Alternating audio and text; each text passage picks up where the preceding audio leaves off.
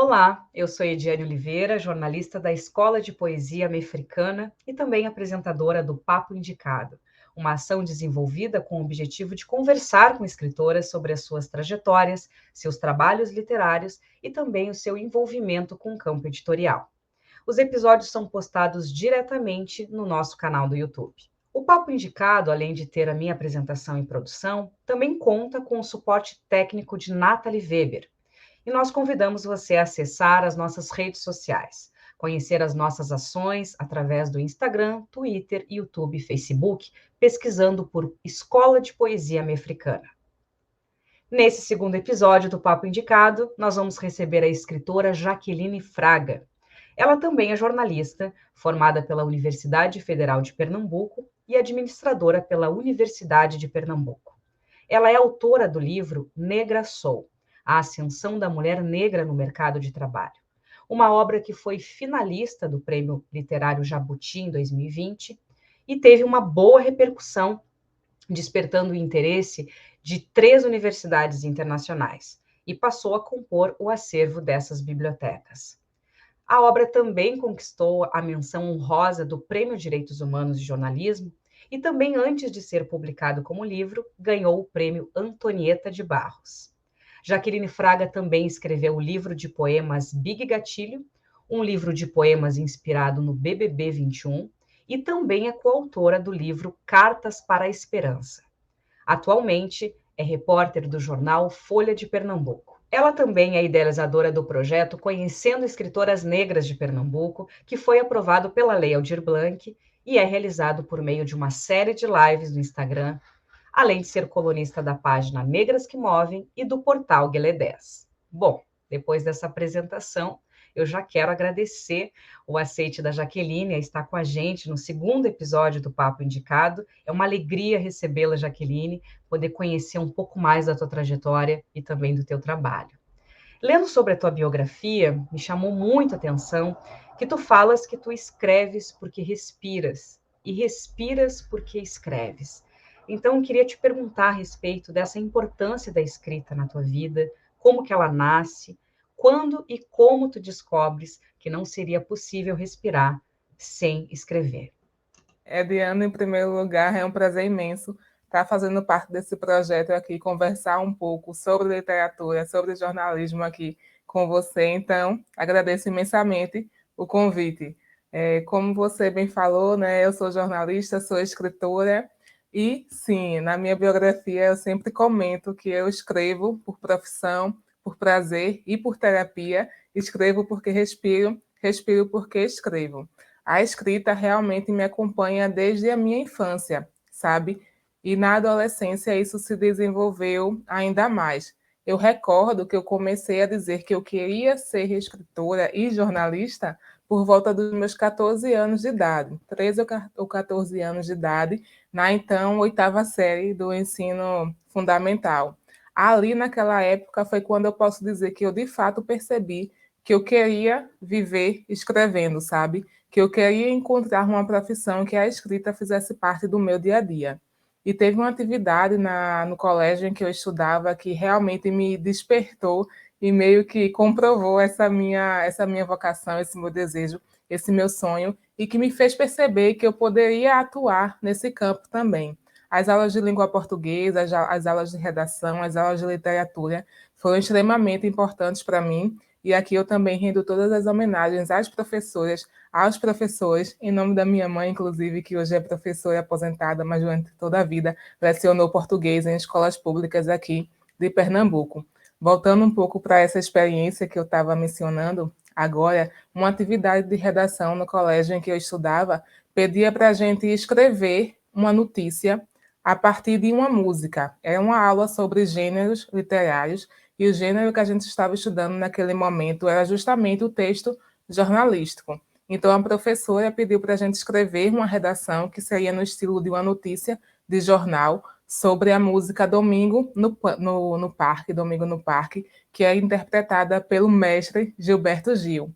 E se a gente analisar a letra dessa canção, ela fala sobre um crime, sabe? Então, a gente, nessa atividade, noticiou o enredo que a música tratava, retratava, e ao fim da avaliação, né, por assim dizer, eu tirei um 10 e veio a redação, essa notícia, com vários elogios. Então, eu ali, ainda adolescente, com 13 ou 14 anos de idade, eu meio que entendi que, de fato, eu sabia, digamos assim, escrever. Eu imaginei, então, que eu poderia aprender ainda mais, mas que já tinha começado a saber como estruturar uma notícia, sabe? E a partir dali foi um sonho, que eu posso dizer assim, que se transformou, de querer começar, de atuar profissionalmente escrevendo. E hoje eu posso dizer que eu sou muito feliz de perceber que aquele sonho de menina, ele se concretizou em ambas as áreas, né?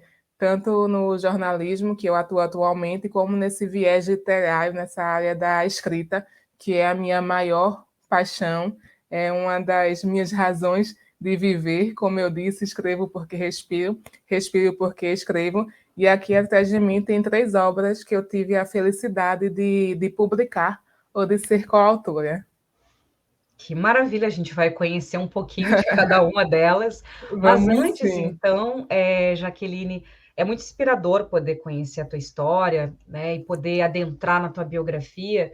E a gente perceber, por exemplo, né, como eu falei no início da obra Negra Sou, Ascensão da Mulher Negra no Mercado de Trabalho, ela é uma obra muito importante na tua trajetória, né? Porque, para além disso, é um trabalho que despertou o interesse de diversos setores, assim, foi finalista de prêmios, foi agraciada com prêmios, e chama atenção porque é um livro que vem do jornalismo literário e aborda 5 mulheres negras que atuam em algumas das áreas profissionais mais valorizadas do país. Então, eu queria que tu falasse sobre esse livro, como que ele nasce, e essa repercussão toda, né, se tu esperava que um trabalho tão importante, que nasce também dentro do teu projeto de graduação, né, de conclusão Isso. de curso, ele toma o mundo, porque na verdade ele também ele foi para outros países, ele teve as premiações, foi finalista, mas para além disso ele contribui muito para a gente pensar sobre o papel das mulheres negras, tanto escritoras, como é o teu caso, mas também dessas profissionais, dessas 5 profissionais que são abordadas. Então fala para a gente um pouquinho desse trabalho e se tu esperava essa repercussão toda dessa obra. Diane, eu digo que o Negraçou se transformou no meu projeto de vida, sabe?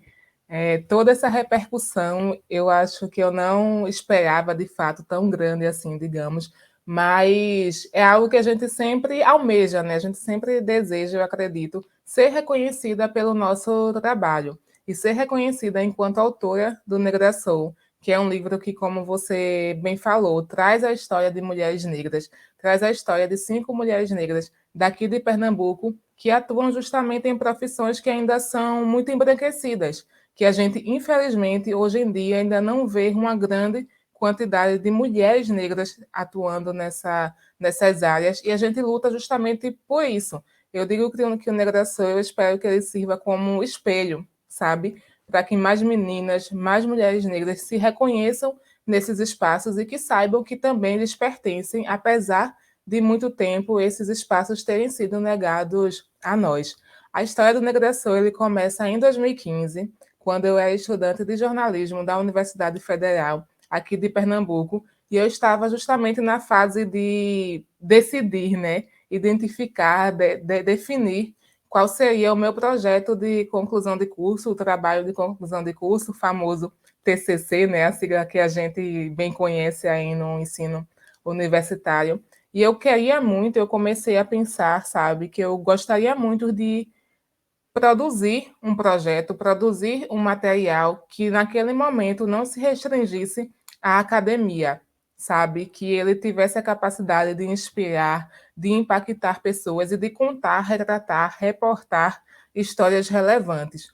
E aí, pensando, imaginando sobre o que eu poderia falar, me veio esse desejo, essa ideia de falar sobre mulheres negras nessas profissões, nesses campos de atuação, porque ali eu estaria falando de um ambiente, de uma realidade que me é familiar. Eu sou uma mulher negra de uma família de mulheres negras, e infelizmente também quando a gente ocupa determinados espaços, quando a gente vai para determinados espaços, a gente ainda vê poucas mulheres negras nesses locais. Enquanto estudante de jornalismo, eu fiz estágio em um tribunal aqui de Pernambuco, e em um evento que a gente participou, que eu fui cobrindo, né, como estudante de jornalismo, estagiária de jornalismo, enfim, nós fizemos aquela fotografia retratando os magistrados, as magistradas que estavam presentes naquele evento. Então, em um universo de pouco mais de 100 pessoas, juízas, juízes, desembargadores, desembargadoras, eu consegui contar apenas 3 pessoas negras naquele universo. Então, a fotografia ela é bem gritante e ela retrata bem aquilo que a gente percebe no nosso dia a dia, né? Aí você fica com aquele pensamento: cadê as pessoas negras nesses locais? Então, aquilo também me contribuiu para que eu definisse o tema que seria o meu TCC, e que foi justamente isso: uma série de reportagens com mulheres negras que atuam em profissões valorizadas, segundo dados tanto do IBGE quanto do IPEA, que eu pesquisei à época da pesquisa. E aí eu trago a história de 5 mulheres daqui do estado de Pernambuco, que são das áreas de odontologia, medicina, direito, engenharia e a área militar. Então, são histórias que realmente têm muitas similaridades, por a gente estar falando de mulheres negras, então há muita coisa em comum, de fato, mas também há muita singularidade, porque apesar das nossas vivências em comum, eu gosto muito de frisar, de bater sempre, que nós somos pessoas individuais, então é um grande grupo, mas cada uma com suas subjetividades também.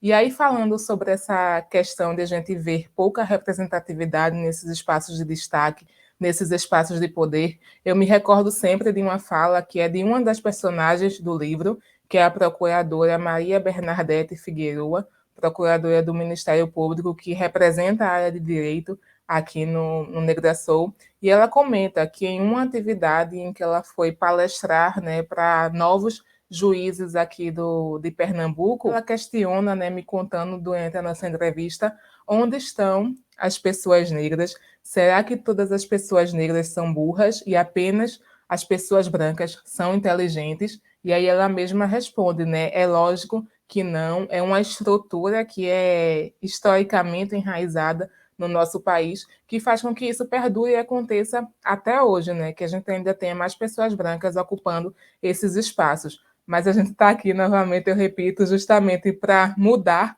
essa realidade, para a gente buscar mais pessoas negras nos diferentes espaços. E como eu estou falando um pouco dessa área do judiciário, né, justamente por esses exemplos que eu trouxe, eu gostaria de comentar aqui também que recentemente, essa semana, a OAB de Pernambuco, ela elegeu a sua nova mesa diretora, e eu sou muito feliz em poder acompanhar, sabe, esse avanço, porque ocuparam pela primeira vez 30% de pessoas negras esses espaços, ao menos 30% de pessoas negras estão ocupando esses espaços, que, segundo a OAB, é a primeira seccional do Brasil a fazer isso. Então, como eu disse, estamos avançando e precisamos avançar cada vez mais.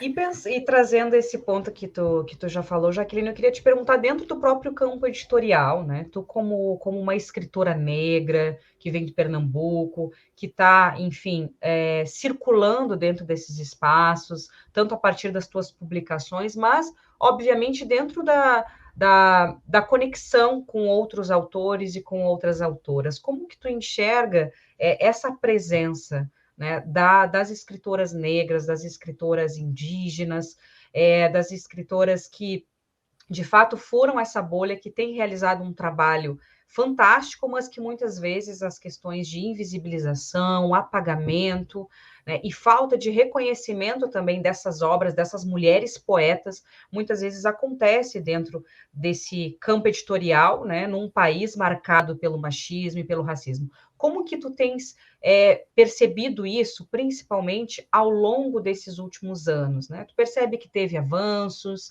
Como que tu percebes essa circulação, especialmente de autoras negras, aqui pelo Brasil? Eu percebo, sim, que teve avanços, Ediane, mas eu posso dizer, do meu ponto de vista, né, do meu lugar de acompanhar, essa situação que ainda é muito pequeno, sabe? Eu já comentei, inclusive, sobre esse assunto em algumas publicações que eu faço, inclusive na coluna, que eu sou uma das colaboradoras do portal Galé 10, na coluna Negras que Movem, que a gente, infelizmente, ainda não tem tanto reconhecimento enquanto autoras negras, e é como se você precisasse atuar muito para conseguir furar essa bolha. Eu vejo que algumas autoras negras, algumas mulheres negras conseguiram furar, que bom, alcançaram seus espaços, muitas delas estão entre os livros mais vendidos até do país, e eu sou muito feliz por isso, mas é um caminho muito árduo, sabe? Pelo que eu percebo. Eu me lancei oficialmente, né? Eu passei a ser mencionada oficialmente como escritora em 2019, a partir de 2019, com o lançamento do Negra Soul, né? A minha primeira obra física, mesmo já vivendo de escrever há muito tempo, né? Mas a obra física em si foi o Negra Soul. Então, a partir dali que eu comecei a ser reconhecida enquanto escritora. O Negra Soul já teve inúmeros reconhecimentos, né? Como você comentou também, foi finalista do Jabuti, conquistou a menção honrosa do Prêmio Direitos Humanos de Jornalismo e também do Prêmio Maria Firmina de Literatura.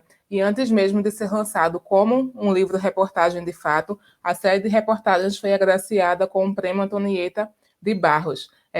Foi adquiridos exemplares para instituições norte-americanas também. Já dei inúmeras entrevistas para portais nacionais, portais locais, enfim. E o que eu percebo é que, apesar de todo esse reconhecimento, sabe, a visibilidade ainda não é da forma que nós gostaríamos que fosse, entende? Então, eu acho que é um mercado ainda muito fechado. Eu lancei o Negra Soul de forma independente, originalmente, em 2019. A segunda edição eu lancei no ano passado, que aí foi junto a um selo editorial, também independente, aqui de Pernambuco, no caso de Pernambuco e do Ceará, que são as duas mulheres que estão à frente desse selo, que é o Mirada Janela. Mas o que eu percebo realmente é que ainda há muito a ser trilhado. Muitas pessoas chegam até mim, sabe, e comentam: nossa, você faz um trabalho tão bacana, você se dedica tanto, faz postagens nas redes sociais que são tão importantes, as suas colunas, o seu livro, enfim, e você ainda não tem toda essa visibilidade, esse reconhecimento, digamos, nacionalmente. Mas eu digo que, como eu falei, né, o Negra Soul, ele é o meu projeto de vida, então cada reconhecimento que eu recebo, cada conquista que eu recebo, especialmente de leitoras, sabe? Leitoras e leitores, mas especialmente de mulheres negras, de jovens negras que têm acesso à obra ou aos materiais que eu produzo no mundo online, no universo online, por assim dizer, e que me falam desse reconhecimento, da importância que esses escritos têm na vida dela, que eu digo que isso já é o maior reconhecimento que eu poderia receber.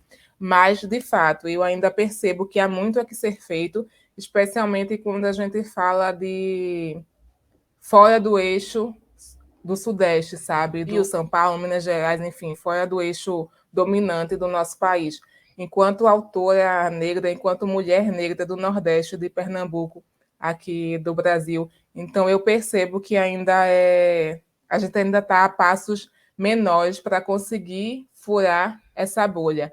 Mas estamos aqui para seguir tentando, seguir divulgando as histórias dessas mulheres que, pelo retorno que eu recebo das pessoas que leem e também por ter convivido com elas, sabe, de saber como essas histórias são fortes e representativas, a gente segue diariamente nesse caminho de levar a literatura, de valorizar a literatura, mas dizer que é um caminho fácil e que a gente já vê grandes avanços, e isso, infelizmente, eu ainda, pela minha vivência, eu ainda não posso confirmar, sabe? Espero que em breve a gente consiga tornar todo esse caminho menos árduo e mais fácil e mais simples, e tornar a literatura também um campo com mais visibilidade de mulheres, com mais visibilidade para escritoras, e especialmente para escritoras negras. E se a gente não focar tanto naquelas que estão aí em total evidência, a gente percebe também que tem muita mulher nas camadas mais populares ou de outros estados, de outros eixos, como eu falei, produzindo um trabalho muito bacana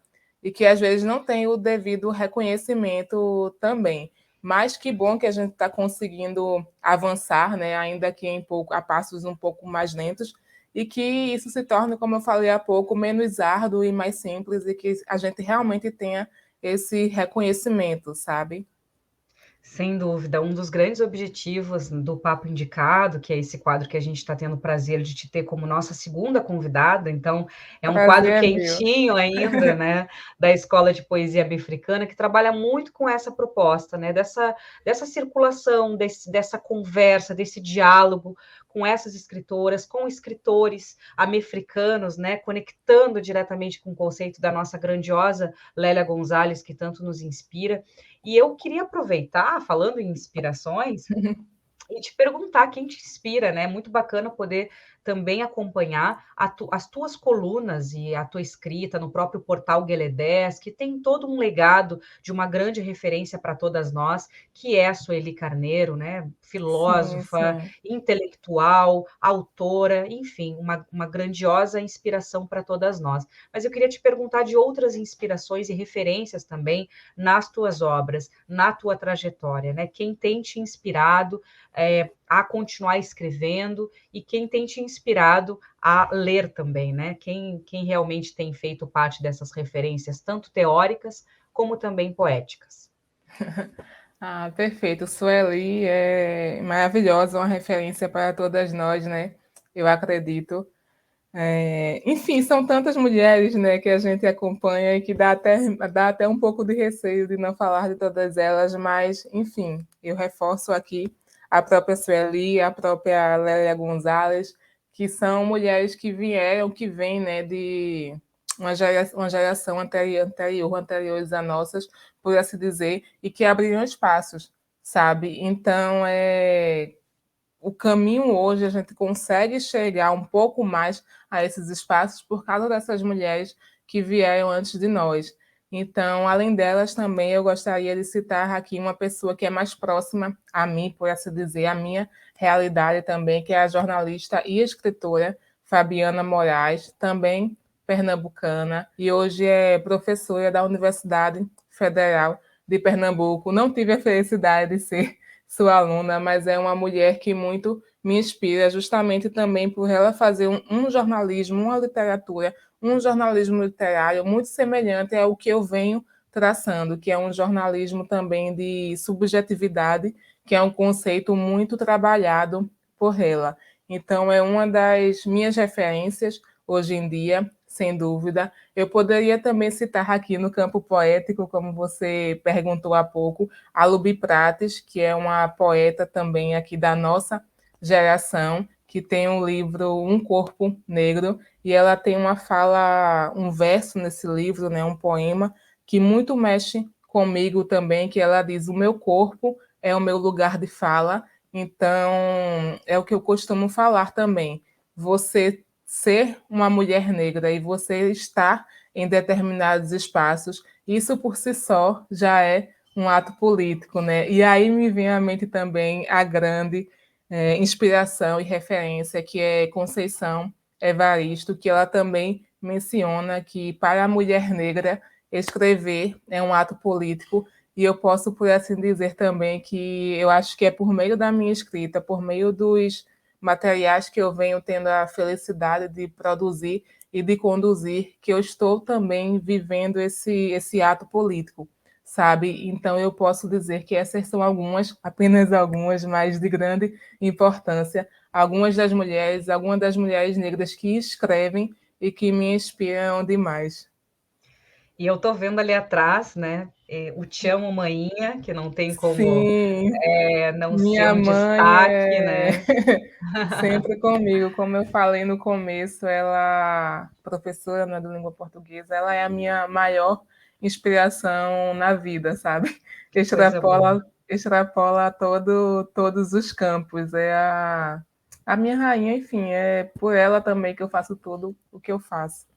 E eu queria já te perguntar, então, que ao lado de Te Amo Mainha, a gente tem o prazer de também conhecer outras obras tuas, né? Sim. Então, nos apresenta aí, que eu já estou curiosa também para conhecer. Que coisa boa poder ver uma autora com seus livros impressos na estante de casa, né? Isso é sem dúvida muito simbólico, uma autora negra que tem os seus livros na estante de casa e pode apresentar isso para os leitores, pode apresentar isso para o público, porque é uma conquista hoje em dia se ter a publicação impressa, né, através de uma publicação autoral, de uma publicação independente. Então, apresenta para a gente, né, os outros 2 trabalhos que tu também fazes parte, tanto como autora e como coautora.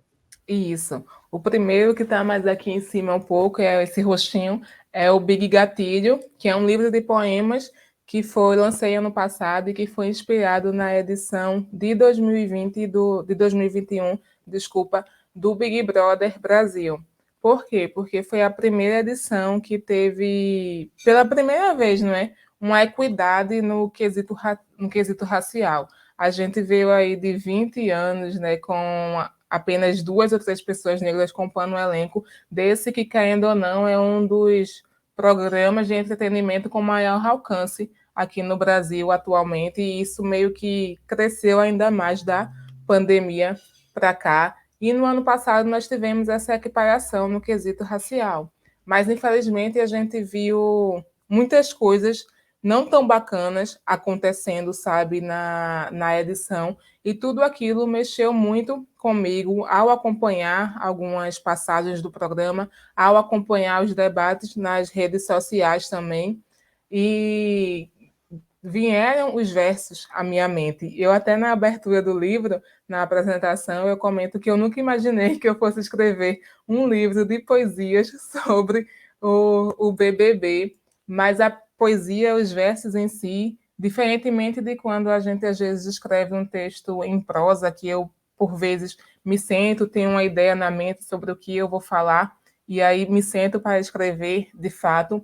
Os versos, eu costumo dizer que eles vêm à minha mente de forma espontânea, e aí eu não corro, sabe? Não é algo que eu diga, vou parar para fazer um poema. Isso ainda hoje não aconteceu, quem sabe eu comece a trabalhar nesse sentido também, mas os poemas realmente, os versos, eles começam a vir na minha mente, e aí eu vou dando atenção e tentando estruturar de fato. E foi assim que aconteceu com a maioria dos poemas do Big Gatilho, porque no fim das contas ficou um poema para cada personagem negro daquela edição. E aí, por exemplo, o poema em que eu faço menção a Gil do Vigor, que é um participante pernambucano também do programa, ele se tornou mais leve, mais divertido, porque a passagem dele pelo programa, de fato, foi assim. Então, também, o retorno que eu recebo também das pessoas que já leram o Big Gatilho também é muito, muito bacana. Tá certo, então. E na sequência também tem um outro que tu te tornas coautora. É isso? Fala Isso, para a é gente isso também, para a mesmo. gente. Cartas É para a esse daqui, Esperança. Cartas para a Esperança, que foi publicado pela editora Malê, que é uma editora que é justamente voltada para a publicação de autoras e autores negros. Eu tive a felicidade e o orgulho de compor essa coletânea a partir de uma seleção realizada pela FLUP RJ, que é a Feira Literária da Periferia do Rio de Janeiro, que traz muitos autores justamente fora desse eixo dominante, né, dessa que a gente conversou há pouco. Então, Cartas para a Esperança, a proposta era que a gente, enquanto mulheres negras, escrevesse uma carta para uma mulher negra que também nos inspira. E o nome Cartas para a Esperança vem de Esperança Garcia, que é considerada a primeira advogada negra aqui do Brasil. E nesse livro, novamente, eu rendo todas as homenagens à mulher que é mais especial na minha vida, que é a minha mãe. Então, é um livro em que a carta que eu escrevo é direcionada a ela, que é a mulher que mais me inspira, enfim, a quem eu devo tudo, mulher negra que eu me espelho. Enfim, eu chego até a ser repetitiva e é muito emocionante falar sobre ela, que é a pessoa mais especial na minha vida. Então, a carta é direcionada a ela e eu conto um pouco das nossas vivências, realmente, enquanto mães e filhas. E aí, ao longo do livro, são apenas mulheres negras que são autoras, coautoras desse livro, e de diferentes partes do Brasil, e cada uma delas fazendo referência, escrevendo para uma mulher negra que também lhes inspira. Então, sem dúvida alguma, é também um livro que merece muito ser lido aí pela maior quantidade de pessoas e que eu tive, novamente, repito, a felicidade, o orgulho, a honra, o prazer de escrever para a minha mãe. E falando, inclusive, sobre mulheres, escritas de mulheres, também tem o projeto Conhecendo Escritoras Negras de Pernambuco, né, onde Isso. são apresentadas uma série de lives no Instagram, com escritoras de Pernambuco. Então, queria que tu falasse um pouquinho agora nesse encerramento da nossa entrevista sobre esse projeto tão bonito, porque nos permite conhecer escritoras que a gente não teria, talvez, possibilidade de conhecer por outros espaços, né? Como que surge essa ideia e Isso. como tem sido? Isso, exatamente. A primeira temporada do Conhecendo Escritoras Negras de Pernambuco o projeto é idealizado por mim, de fato, e a primeira temporada ela foi lançada, transmitida, digamos assim, no ano passado, com o incentivo da Lei Aldir Blanc aqui do Estado. Então, a vontade, a ideia de falar sobre essas escritoras negras é justamente para dar essa visibilidade que durante a nossa conversa aqui a gente também conseguiu comprovar, digamos assim, que ainda não é da forma como deveria. Então, sempre que eu tiver a possibilidade de usar o meu trabalho para evidenciar outras mulheres negras, como eu faço no Negrasoul, que são mulheres negras de diferentes áreas profissionais, e também para evidenciar outras escritoras negras que muitas vezes não têm esse espaço, sabe? Eu sempre atuarei dessa forma também. E o Conhecendo as Escrituras Negras é justamente sobre isso, para a gente conhecer autoras que muitas vezes não estão nesse lugar visível, sabe? Mas que têm produções que merecem muito ser conhecidas. Então, enquanto eu puder fazer esse elo, eu permanecerei fazendo. A escrita é algo que me motiva, que me move demais e que eu acredito que eu vou levar aí para toda a vida e dar esse espaço também para outras mulheres negras que também escrevem, sem dúvida algo que me dá muito prazer. Então, conhecendo escritoras negras, ele chega nesse sentido, teve o incentivo da Aldir Blanc, como eu disse, que me possibilitou a fazer essa série de lives, essa série de entrevistas, e agora estou em busca também, né, tentando conduzir a segunda temporada. E vamos ver aí os passos futuros.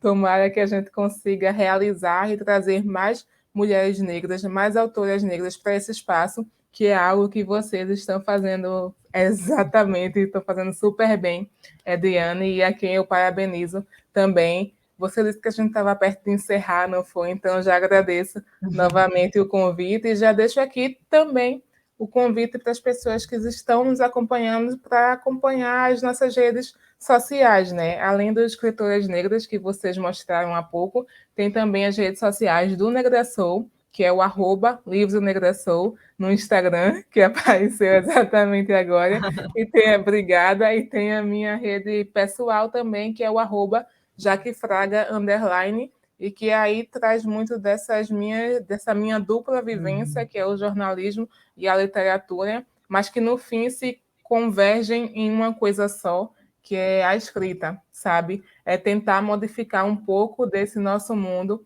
através da escrita e falando mais uma vez, citando a grande Conceição Evaristo, para a mulher negra, escrever é um ato político.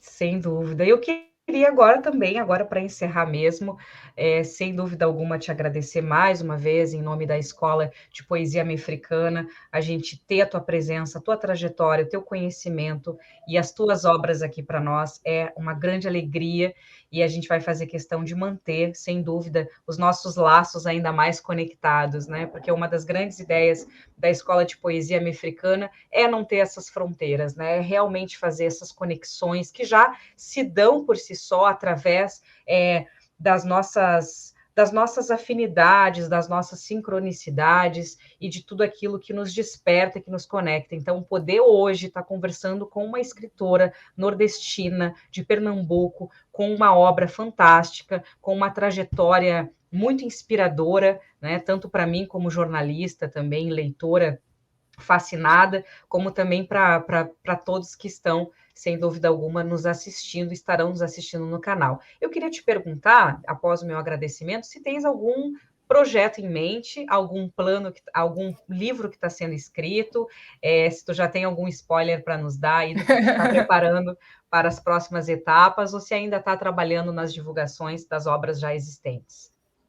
Continuo trabalhando na divulgação das obras, né? Isso vai ser permanente, digamos assim, até porque quem comercializa, à exceção do Cartas para a Esperança, que foi publicado pela Malê, então é a Malê que comercializa, o Negrasol, já o Negrasol e o Big Gatilho sou eu mesma quem conduzo as vendas, e isso muito de forma online, sabe? Muitos dos leitores, das leitoras que chegam hoje em dia até a mim, chegam através das redes sociais, ou porque me viram em alguma entrevista como essa, que eu tenho certeza que muitas pessoas vão acompanhar também. Enfim, descobriram a obra e chegam até mim por meio desse canal, e aí sou eu quem faço a venda, e eu costumo dizer que eu mando cada exemplar autografado com o maior carinho do mundo, porque realmente é algo que me motiva, é algo que me move, é o meu projeto de vida, como eu digo também. E sim, estou produzindo o novo livro,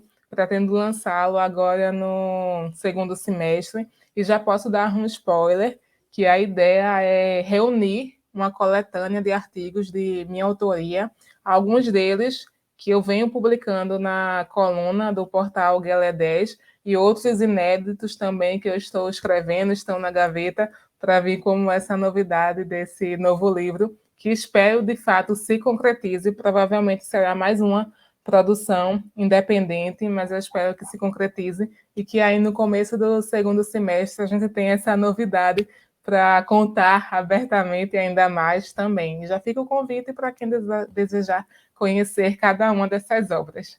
Coisa boa, estaremos acompanhando, sem dúvida, e nos encontrando mais uma vez. Então, agradecendo Um prazer. a participação da Jaqueline Fraga nesse mais um episódio do Papo Indicado de hoje, uma ação da Escola de Poesia Mefricana. Os episódios estarão todos no nosso canal do YouTube. Acompanhe, compartilhe, apoie essa ação tão importante de circulação e conhecimento também com essas escritoras. O Papo Indicado teve a apresentação minha e também o suporte técnico e edição de Nathalie Weber. Nós convidamos você a continuar acessando as nossas redes sociais e conhecer os nossos projetos, pesquisando por Escola de Poesia Mefricana nas redes sociais. Obrigada por nos assistir até aqui e até o próximo episódio.